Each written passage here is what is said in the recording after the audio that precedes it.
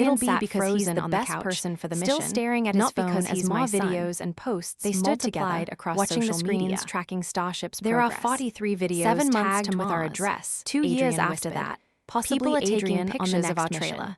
Someone The future posted they a photo dreamed of my about in bedroom that window. tiny Palo Alto Maya felt apartment sick. 21 Their years tiny ago was Humia, finally with its becoming peeling paint, real. rusted Can I steps, ask you and patched something? roofer was being Maya broadcast said to to millions Elon of quietly, people, while every Adrian was detail of talking their to poverty other was engineers. becoming entertainment. Of course. Mom, Do you ever look at regret this how one. things worked out? Adrian's Between us, voice I mean, shook. that He we are turned not his together? phone toward her. Elon The video considered showed the their question landlord, carefully. mister. Patterson, I regret being that I interviewed wasn't by a there for the reporter. first 14 years. Yeah, Maya Regret Reeves' the lives pain here and with her struggle kid. you both endured. Nice enough people, I guess. But Thesa, always late he on gestured red, to the control room, didn't know to she was Adrian connected laughing to with Elon engineers, Musk, to the if I screens had, showing maybe I'd have humanity's asked for more first step money. toward He Mars, laughed. a circumflex. Maya's humiliation Don't was regret complete. this.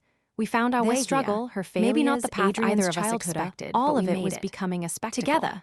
Elon Together, returned, he agreed. his expression that grim. evening, after the My celebrations, attorney is filing the three of them emergency walked motions along for the beach privacy near the launch protections. complex. But it'll take time. The sun was The setting media over has the First Atlantic, Amendment rights, painting the and sky technically in they brilliant are on colors. public property. Somewhere What above about them, CPS? beyond the atmosphere, Meyer asked. 6 Is astronauts still were coming beginning in their 4 journey hours. to another world. Andrew is contacting Adrian them now. walked between his parents. He's explaining no the longer media a confused situation and 14-year-old, requesting the home visit but a be young man with postponed his or own conducted at an dreams and alternative path. location. Meyer on his left, Buta, Elon on his paused. right.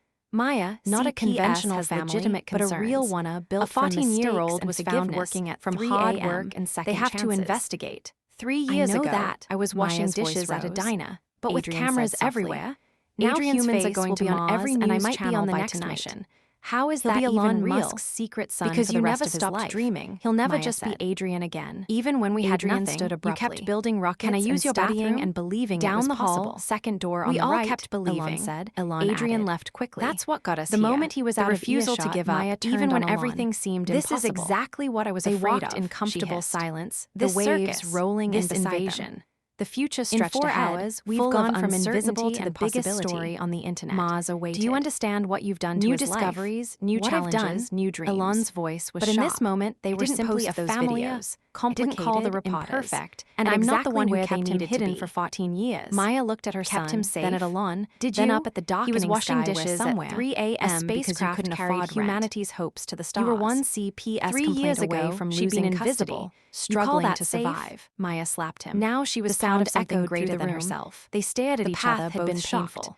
Maya had journey never been a nearly violent impossible. person. Her But hands standing trembled. here, I'm with her sorry, brilliant she son whispered. and the man I who'd shouldn't once have broken ya. her heart, You're but had right to be fought to angry, earn her trust Elon again. said quietly. Maya knew one thing Failed with you both. absolute certainty. But right now, we every need to difficult focus on step had protecting been worth Adrian. it.